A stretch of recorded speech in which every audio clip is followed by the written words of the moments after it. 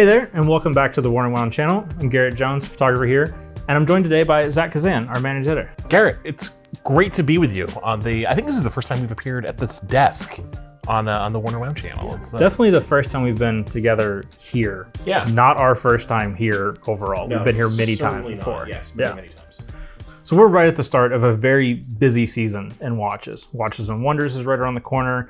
Our fairs are spotted around there, plus a litany of other events. Mm-hmm. And one of the things that's really important for us in the industry is having the right gear with us. And doing that can be really challenging. It certainly can. Watches and Wonders, in particular, is a very unique challenge because you're traveling overseas. We try to be sort of like economical, and I at least try to be a little bit minimalist in what I actually am bringing, to Switzerland for Watches and Wonders. So I start planning ahead for that trip and what I'm going to pack and what I'm going to bring.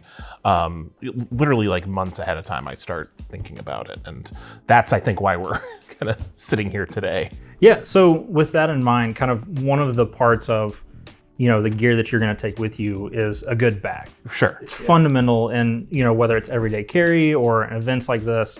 So kind of like, in your mind, what makes a good bag for Watches and Wonders? Well, that's the thing that I've kind of like struggled with over the course of the last few years of attending. I think a good Watches and Wonders bag is a bag that you feel comfortable carrying, that has easy access to all of your stuff. In the past few years, I've taken backpacks with me to Watches and Wonders for the most part. I feel like I'm a backpack guy. Yeah. That's what I normally carry. But I've found that for me anyway, there are a bunch of things about a backpack that makes it less well suited to Watches and Wonders specifically. So I tried to figure out a different solution this year, which you see in front of us that we can get to. But I think that really for me, it's all about access and convenience, and also like comfort as well, because Watches and Wonders days are long days. You're on your feet a lot, moving from one place to another. It's confusing, it's hectic. So just something that like removes as much stress from the situation as possible. No, and I think another thing that when we were kind of kicking back and forth some ideas about potential bags, you'd also mentioned that like Watches and Wonders is a very upscale event. You're wearing suits, you're meeting people that are at very big brands that you don't often have contact with. So in those situations, like a backpack and a two-piece suit may not be the best combination. Yeah, there's nothing wrong. Of course, there are many people who wear backpacks at Watches and Wonders. It's not unusual at all. For me, it's just a matter of like, it kind of like wreaks havoc on a sport coat.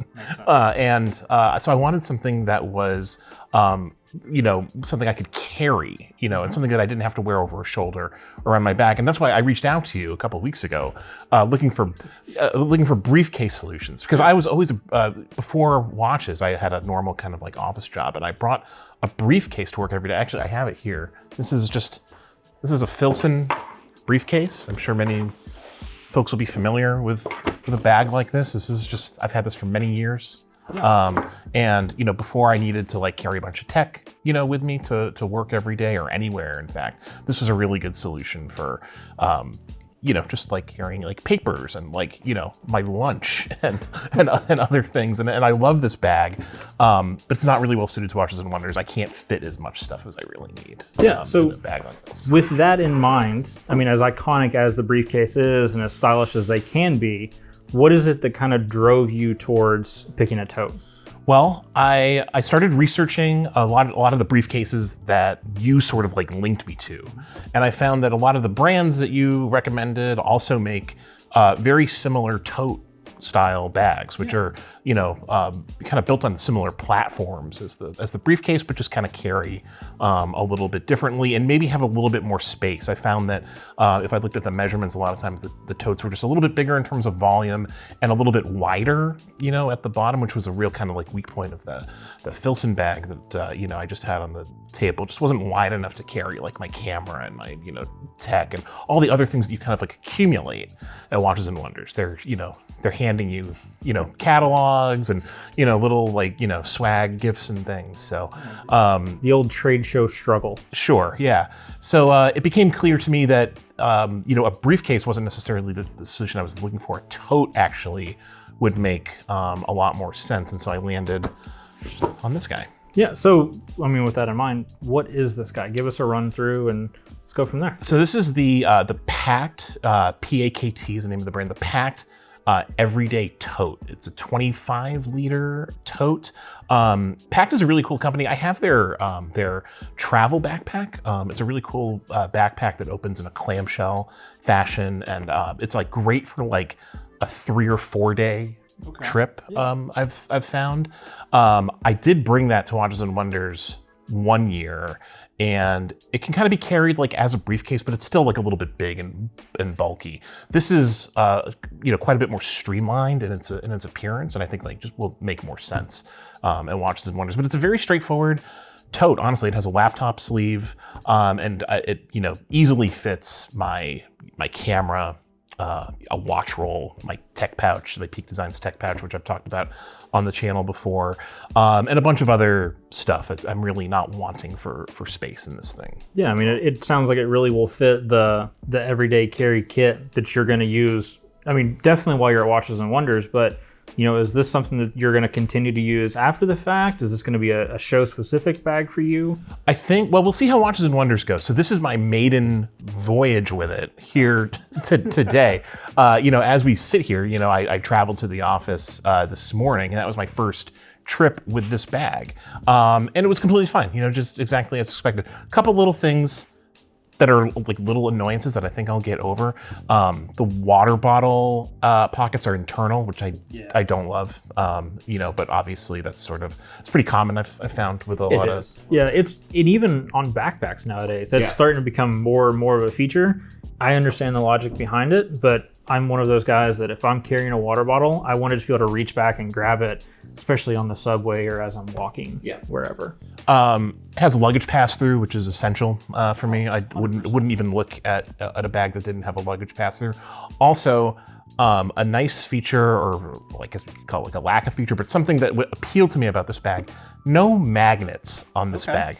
I kind of, I've had a couple of experiences with watches getting magnetized on bags that use a lot of magnets, and a lot of totes and bags of all kinds from all brands are incorporating magnets in their closures.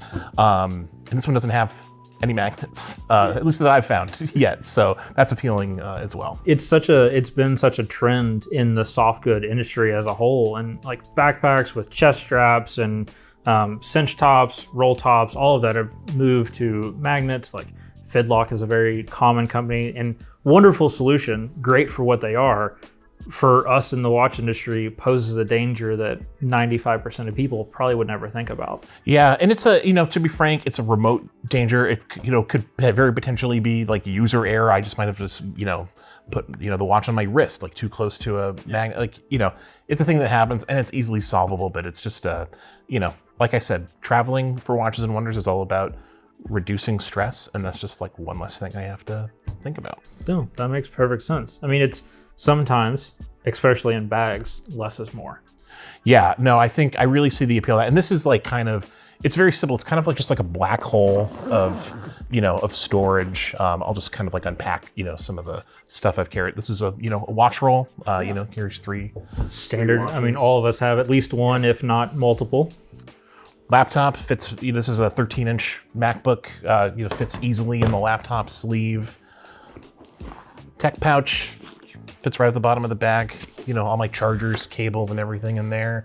And then this was kind of like the new addition to my carry that is, important, for me this year. This is my camera, which, is it's kind of like on the expensive side. I want to be careful with it. I want to make sure I'm not carrying it in a bag that's not appropriate. And it fits very easily in this bag. And I feel like comfortable, carrying it around across an ocean even with the Pakt Everyday Tote. So. Yeah, when you sent me your kind of list of needs and wants, and I was going through all of the different options that, and ultimately making the list that I sent you, this right here was the one thing that qualified or disqualified so many packs, because a great briefcase is typically very thin, business oriented, your phone, your keys, your laptop, some papers, and not a lot more.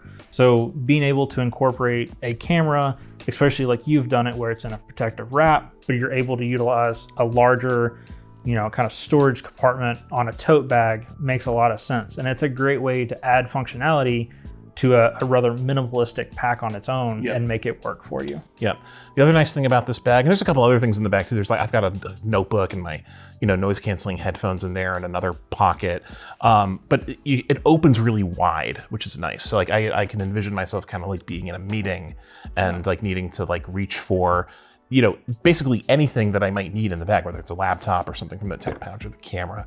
And it's just a matter of kind of like opening it wide and finding the right thing. In a backpack, it's vertical.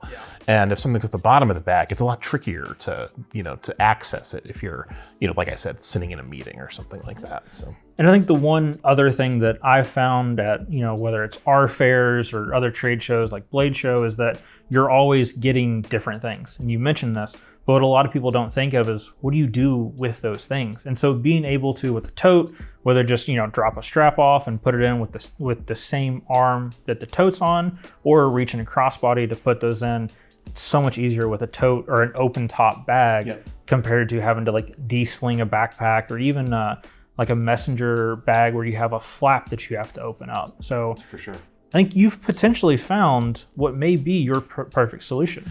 We'll see how it goes. I'm looking forward to Watches and Wonders anyway. I always do. It's a really fun week in Switzerland, and we see a lot of cool watches, and we see so many of our friends there, and it's just a really awesome experience. And I do think that this bag just will make a lot more sense for me this year. But I'll be sure to report back and let you know how it goes.